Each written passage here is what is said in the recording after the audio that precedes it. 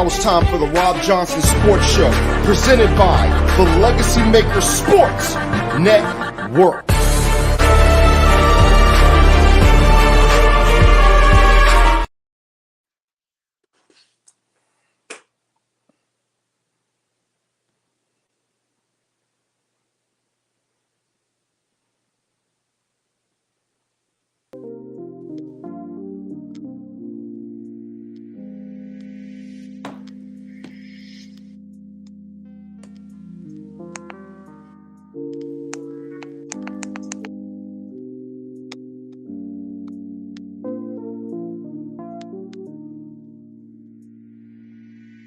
Oh, yes.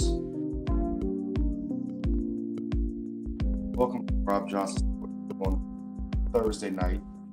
This smooth Thursday night as we listen to some tunes. That's enough. That's enough of that.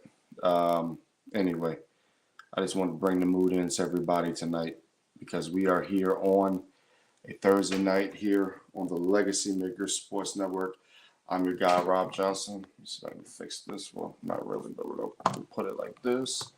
Anyway, well, y'all see it in the background. It's all good. That's my light. Anyway, I'm your guy, Rob Johnson. Welcome to the Rob Johnson Sports Show. Another episode of the Rob Johnson Sports Show here on the Legacy Maker Sports Network. Is that too light? Maybe, I don't know. Yeah, let's do that. There we go. That's bright enough. Just have to deal with the background. Anyway, welcome to the show. Of course, as you guys know, it's episode 39. Episode 40 will be coming very soon. I'm hoping that every Monday night I'll be able to give you an episode of Rob Johnson Sports Show, maybe even 2 a week, but we'll see how it goes. Folks, earlier tonight, my colleagues from the Legacy Maker Sports Network were talking about the Super Bowl. And they were talking about the game. They were talking about how Kansas City played the San Francisco 49ers and how basically it was a game where the 49ers should have won. You know, the 49ers should have won the football game. When you look at things, right, the San Francisco 49ers had this game. You look at the first quarter, it was 0-0. And we're like, hey, you know, the Kansas City offense looks out of sync. And they looked out of sync because if you remember, just a week prior or 2 weeks prior, the Detroit Lions had really went down the field, up and down the field on the Kansas City Chiefs. I actually had Isaiah Pacheco as the MVP in this game. Well, he definitely wasn't the MVP in this game. He definitely wasn't the reason why Kansas City won. Now, he contributed, but he wasn't the reason why Kansas City won this football game. Now, let me say this about the Kansas City Chiefs. They put the ball on the ground 5 times. They put the ball on the ground 5 times. It's 1, 2, 3, 4, 5. And do you know how many times the Kansas City Chiefs gave the ball back to the 49ers on those 5 fumbles? Once. You know how many times the San Francisco 49ers fumbled in this game? Twice. And here's the kicker. The first fumble they had was by Christian McCaffrey. What happened to that football? The football was inside the Kansas City Chiefs red zone area. Christian McCaffrey fumbles, which, I mean, the man was already taking a pounding anyway. I said he needed at least 30 touches for him to win this game. He had 30, 22 on the ground, 8 by catching the football. He's definitely their best player. I don't want to hear any debates. I don't want to hear any crap about, oh, it's Brock Purdy. No, ladies and gentlemen. It's not Brock Purdy. The man is Christian McCaffrey. That is the best player for the San Francisco 49ers. And he proved that, right? So let's go to the other fumble. I believe it was by Ricky James. Ricky James, that's his name. Former player by the Kansas City Chiefs. Ricky James, yeah. Well, Mr. James, let me make sure I got the, what was it, Ray McLeod. Let me see. I believe it was Ricky James who fumbled the ball, if I'm not mistaken. Or it may have been Ray McLeod. I know Ray was back there to get the ball, but I believe it was dropped by someone else. Anyway, that's neither here nor there. They fumbled the ball, right? That's in the third quarter. What happens? What happens? The Kansas City Chiefs score. In fact, let's go through this, folks. The 49ers are up 10-3 going into the second half. Kansas City scores 10 points in the second half, in the third quarter. And we want to blame Steve Wilks for this. Patrick Mahomes only scored basically what? One touchdown in regulation, and the rest of the time they fumbled the ball 5 times. They were physical. Let's go to the 49ers defense. Let's look at the 49ers and how physical they were. In fact, let's go to the sacks. Let me look at the stats here because hey, the stats don't lie, folks. The stats are pretty legit here. So the 49ers, let's see, the 49ers sacked the Kansas City Chiefs 3 times for 8 yards, and the Chiefs sacked them 4 times for 1 yard. So that means that Brock Purdy wasn't taking that many chances. What I'm confused about is this, and I know I'm going along soliloquy or whatever, but this is why I'm a little bit confused. The reason I'm confused is because Kyle Shanahan, my man, did you not just see your quarterback rush for like 60-plus yards against Detroit? Why didn't you let him run the football more? Why didn't you allow him to do more with his feet? Let's look at the stats again, folks. Rushing. Brock Purdy had 3 carries for 12 yards. Okay. 3 carries for 12 yards. All right, let's go back to the NFC Championship game. And bear with me, folks, here because I'm doing 16 things at one time. So please bear with me as I give you these statistics. You go back to the NFC Championship game. You know how many carries Brock Purdy had? He had 5 carries for 48 yards, 9.6 yards per carry. Shouldn't I tell you something, Kyle Shanahan? Shouldn't I tell you that your quarterback, Brock Purdy, can move with his feet? Doesn't that tell you, Kyle Shanahan, that you should be able to allow your quarterback and Brock Purdy to do more things, Kyle Shanahan? Kyle Shanahan, you are 64-51 in your career. 64-51. You've had the most talent that anyone in the National Football League can have. You know, and again, let's go down the list. You trade for Christian McCaffrey. You draft a really good Deebo Samuel out of South Carolina. But anyway, let's look at these names. Let's look at these names, folks. You got, even though people can say what they want about Brock Purdy was really good at Iowa State. He was really good at Iowa State. How he was Mr. Irrelevant makes no sense. However, Tom Brady was really good at Michigan. He was picked, 199th overall? So it doesn't really matter where you're picked. It just matters when you come in the league. Do you show the league what you're really all about? So I really don't get too hyped about what they do in the draft, what the draft stands in are, because if you can play, then you can play. But I will say that Brock Purdy is not the key. But that's the problem, Kyle Shanahan. You wanted to be the hero. You wanted to show everybody that you are the boy genius. You wanted to show everybody that you would get up under the shadows of your father, even though your father beat Kansas City in the playoffs. Even though your father defeated a John Elway. You, who at that time was the GOATs of the game, was one of the big quarterback names in the game when it comes to Patrick Mahomes. In fact, 3 games, Kyle Shanahan, and I want you to look at my face when I say this, 3 games you had a 28-3 lead, even though you weren't the head coach. 28-3, 10-point lead, 10-point lead. You had an opportunity to beat the GOATs, and the GOATs beat you. See, it's easy for you to beat the Cowboys in the regular season because, see, the Cowboys don't really have that many expectations. We know what they're going to be. It's easy to come back against an overzealous team like the Detroit Lions because Dan Campbell's the head coach, and I like Dan Campbell, but he makes some really questionable decisions at times. But when it comes to what's real, when it comes to facing the creme de la creme, when it comes to facing the big boys, just like they used to say in WCW where the big boys play, Yeah, when you get up to the big boys table, you lose.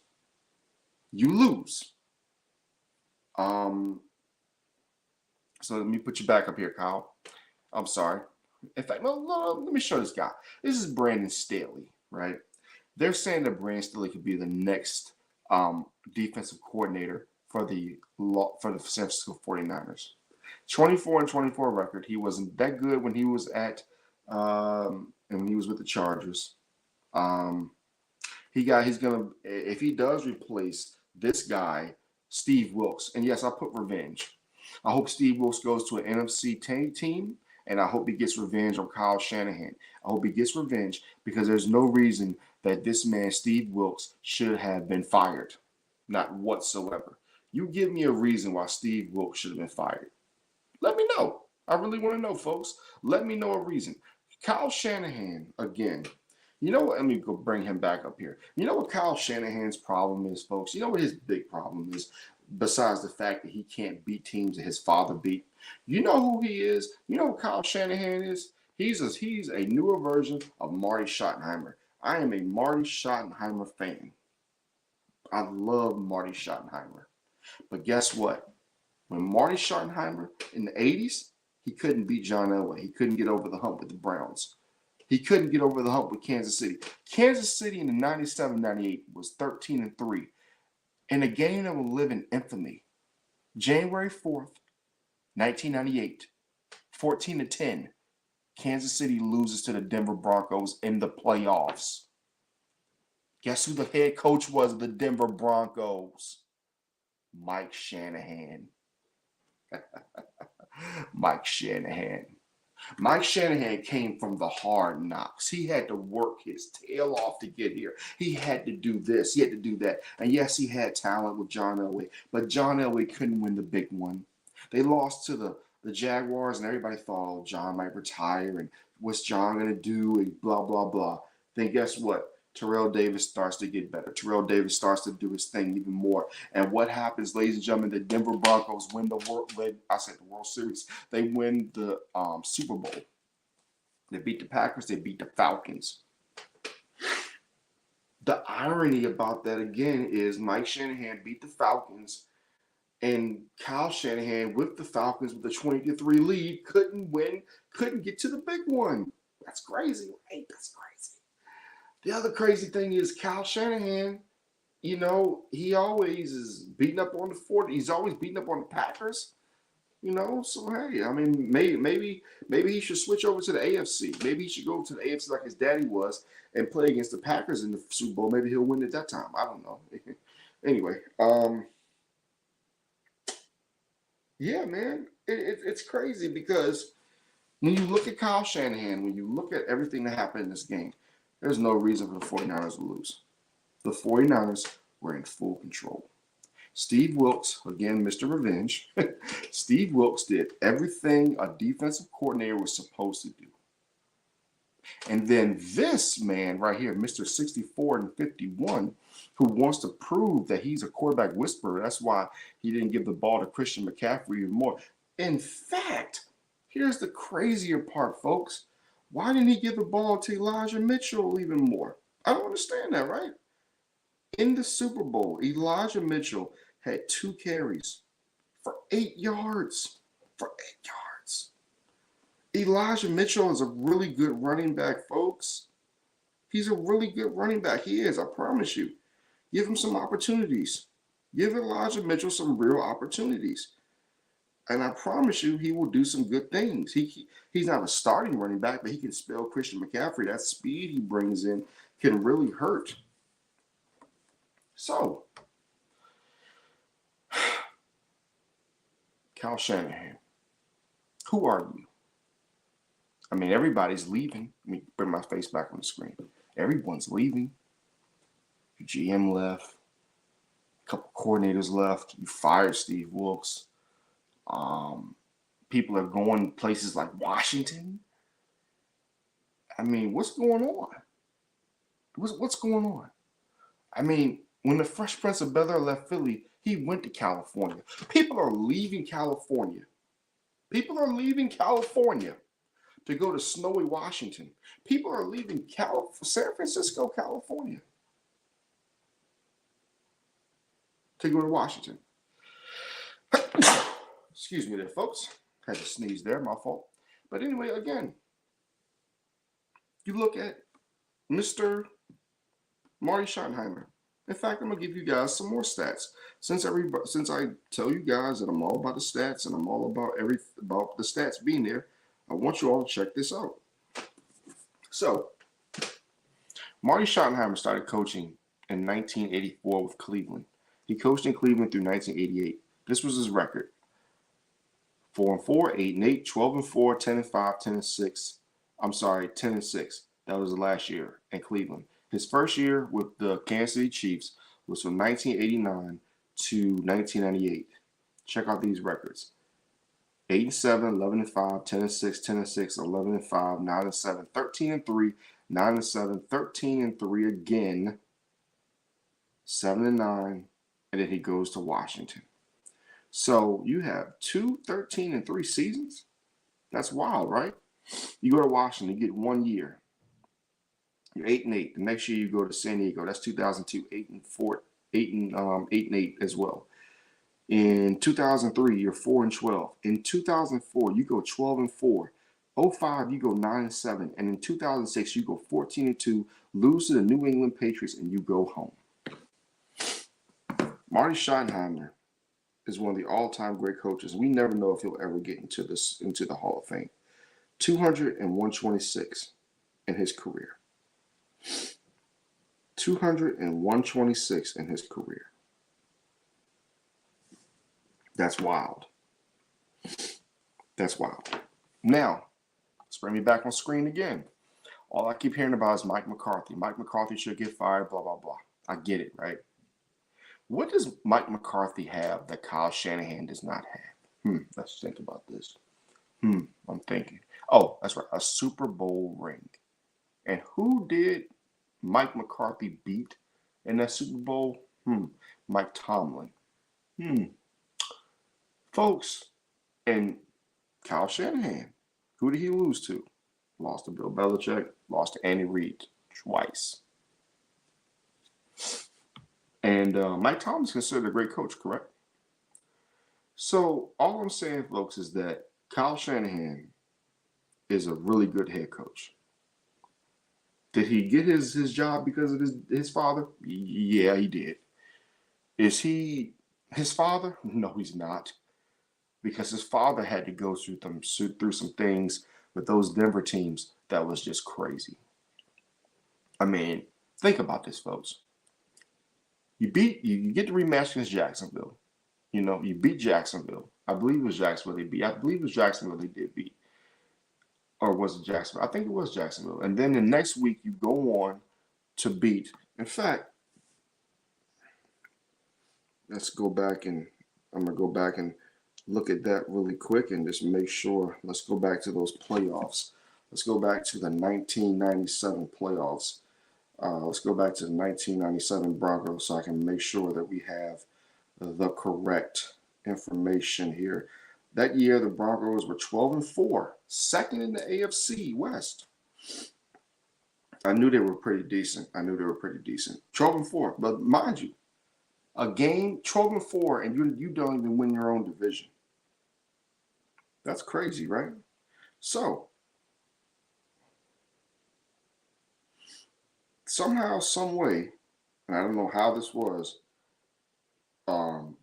I don't know how it was in Mile High when they had the better record. Let me see. The Jaguars at that time in '97. See, they were 11-5, so they were second in the division.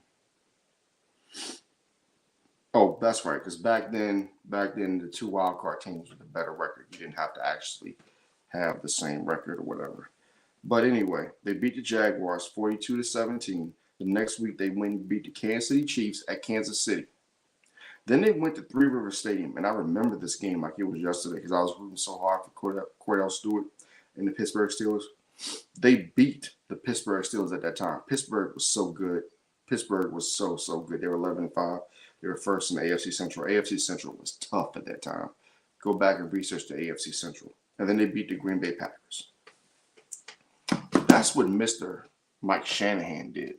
Then the next year, what does Mike Shanahan do? Let's go to the '98 Broncos. I know they beat the Jets in the daggone AFC Championship game. I do remember that, and I do remember they went 14-2. Their first loss was to the Giants or something like that, which was just strange. But anyway, the divisional playoffs, they played the Miami Dolphins with who? Dan Marino. What happened? 38-3. Dominated them.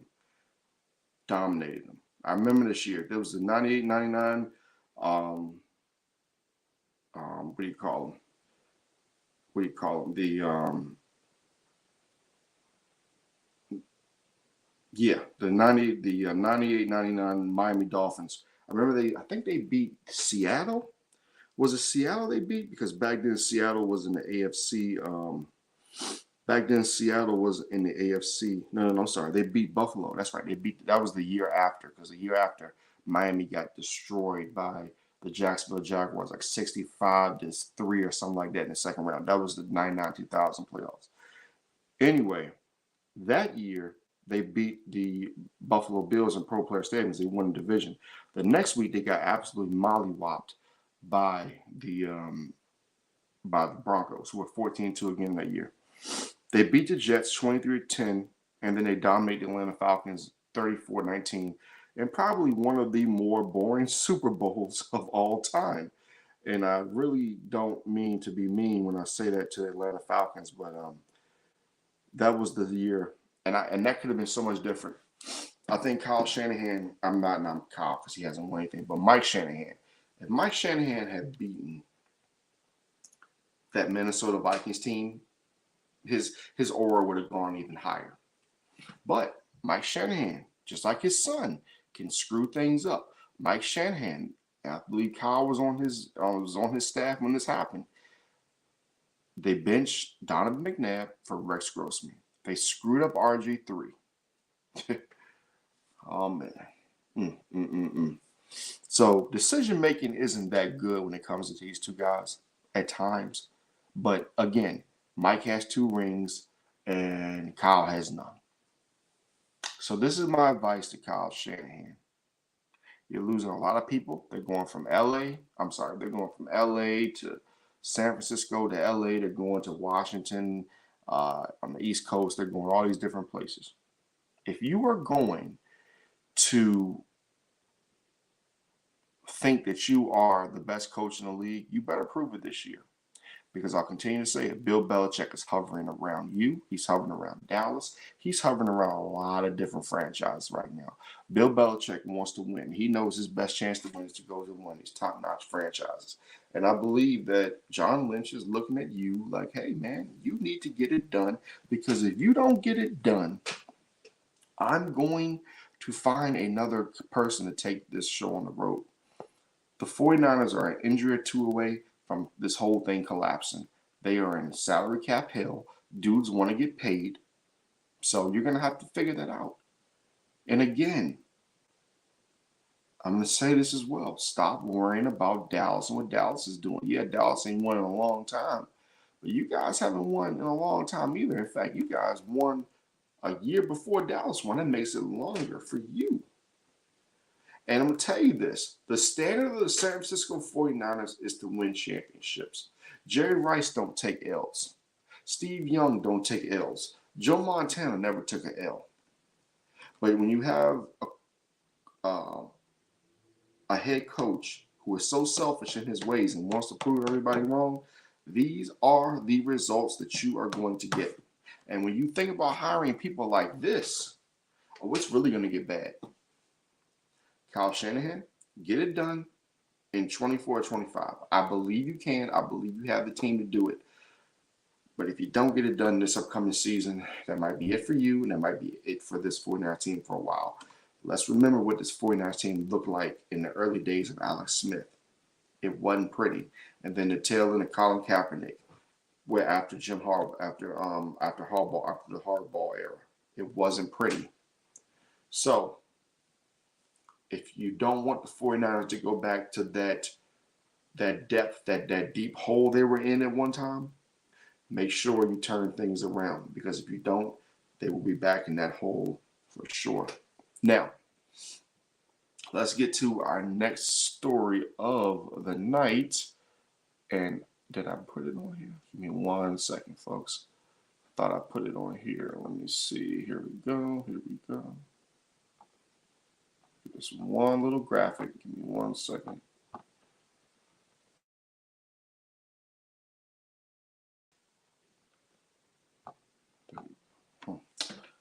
Trying to get this graphic on, and it is not working. There we go.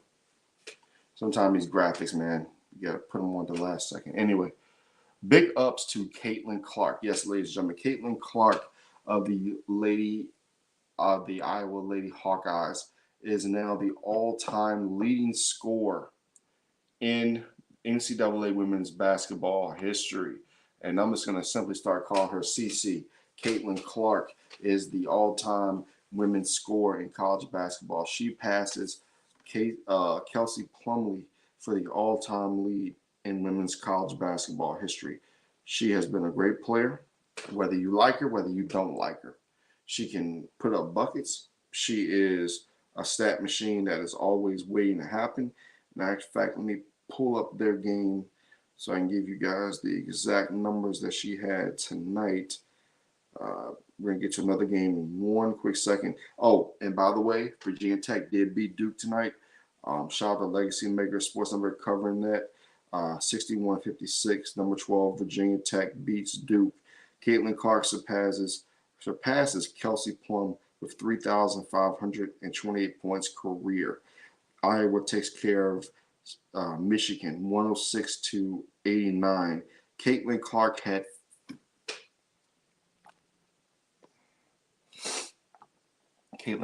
49 points, a point away from 50.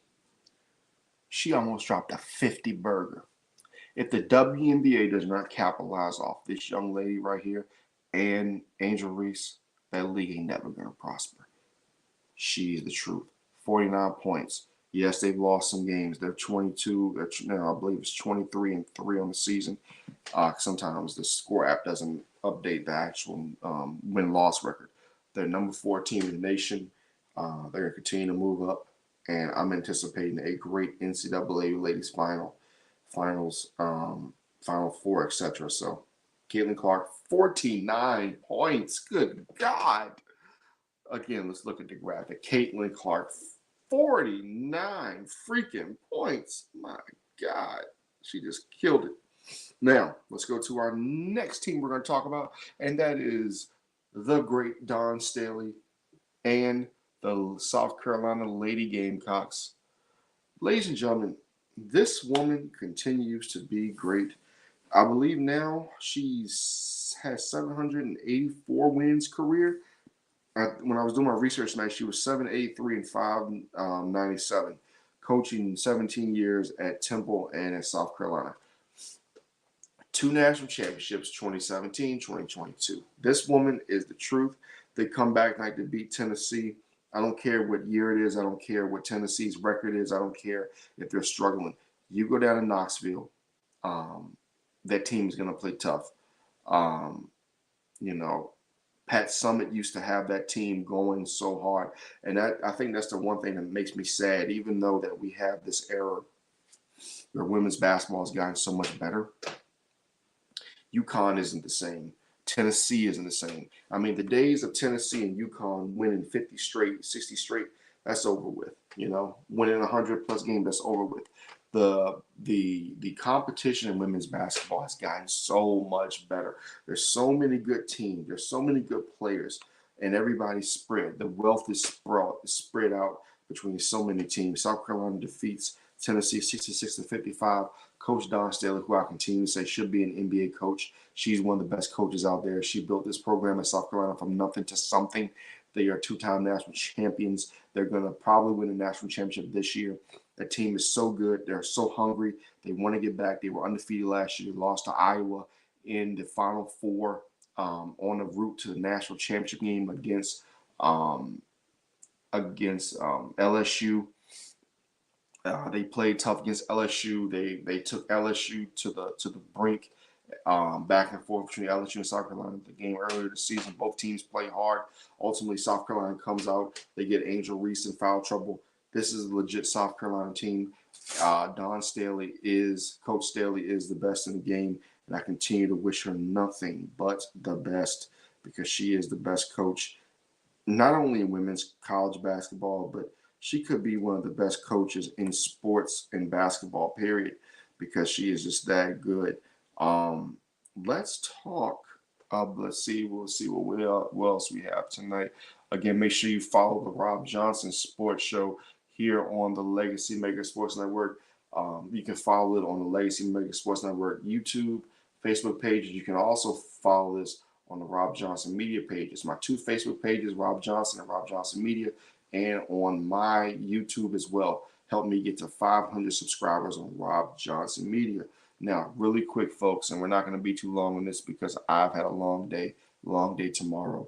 Let's talk quick NBA tonight. Minnesota Timberwolves are leading the Portland Trailblazers 73-58. The Milwaukee Bucks go down to the Memphis Grizzlies 113-110. Bad loss there for Doc Rivers and the crew. And Golden State Warriors defeat the Jazz 140-137. The question has been, who's going to be that second half team? And I really believe the Lakers are going to be that team. If you look at what they've been doing, you look at what Anthony Davis has been doing, that team has everything that you need to be legitimate. Anthony Davis, he stayed healthy through the first half. LeBron James has primarily stayed healthy in the first half. You need these two guys to be your main ingredient, but you need the other guys. You need the Vanderbilts to come back and get healthy. You need Rudy Hachimura, who scored, 36 last night against the Jazz. They scored 138. It was 138 to 122. They scored 138 without LeBron James, Austin Reeves, etc. It's so many good players on this Los Angeles Lakers team that you just feel like that run is coming in the second half. Now, you look at some other teams, the Miami Heat and the Orlando Magic are tied for 7th, 8th, respectively, in the 7th, 8th spot. The Indiana Pacers are 6th. The Sixers are 5th. You can kind of see the Sixers kind of sliding without Joel Embiid. The Knicks are still in the 4th spot, and you expect them to hold that there. But the Indiana Pacers could get hot. The Magic are only 3 games out. The Heat are only 3 games out. Right now, the Boston Celtics are the best team in the East, with the Cleveland Cavaliers second. I think that Milwaukee will start to get better, but they're going to have to get that momentum going very quickly in the second half if they want to be a good team. Oklahoma City is half a game up on the Clippers. You look at the Phoenix Suns. They're 5.5 games out. They're tied with the New Orleans Pelicans. Both teams have identical records at 33-22. The Lakers, as I was talking about before, they're 9 games out of the first seed in the West, but 2 games behind Sacramento and 2.5 games behind Dallas. So I think that the Lakers can catch fire. I think that they'll be able to win some games in the second half. It's going to be very interesting. I think that your seeding is not going to really matter in this upcoming playoffs. Like, it hasn't really mattered in the last couple of years because any team can beat any team, especially out in the West. Now, looking at the East, it's the usual suspects. If you're going to have to play Miami in the first round, if you're going to play Orlando in the first round, and even the Atlanta Hawks, you're going to be in trouble. The Bulls, I have to see more from them. I have to see more from them to be a dangerous team. I don't believe the Bulls right now are a dangerous team. Now, are they in the play-in? Yes, they are.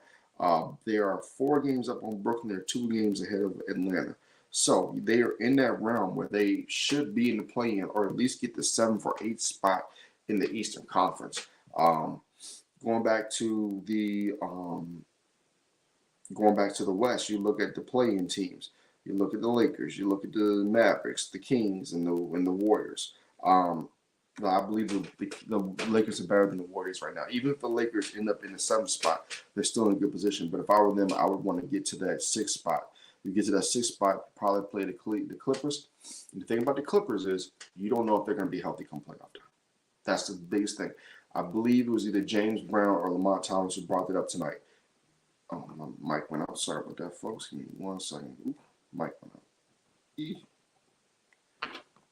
I hate this mic, man. Anyway, fix this thing. But no, it was either Lamont Thomas or James Brown who said tonight that, you know, you can't really trust. My mic is sorry for my mic. You can't really trust teams who have histories of getting injured. And if you look at it, the Los Angeles Clippers have a history of getting injured, whether it be Kawhi Leonard, whether it be Paul George, whether it be James Harden not showing up in the playoffs. So all those elements of the NBA, and when you look at those teams, like the Clippers, who do not show up for the playoffs at times, James Harden, who does not show up at times, the Philadelphia 76ers for years have had issues in the playoffs. So you can't ignore that history. But what I will say is that this Clippers team, if they are different from any year, this would be the year they're different. They're really good. You cannot dismiss the Denver Nuggets. Maybe they're just waiting for the postseason to get here. Now, you got to remember, there were some injuries in the West last year. There were some teams that are dealing with some stuff, etc. So this year is going to be a lot harder for the Denver Nuggets to get back to the finals because the teams are healthy. Now, if teams start dropping like flies, I mean, who knows? But we'll definitely see what happens. Ladies and gentlemen, that has been episode 39 of Rob Johnson Sports Show. I will be back with you guys hopefully on Monday night to discuss more sports as we talk about Monday Night Raw and other things as well. This has been the Rob Johnson Sports Show here on the Legacy Maker Sports Network and Rob Johnson Media. Hope you guys have a good night and see you next time.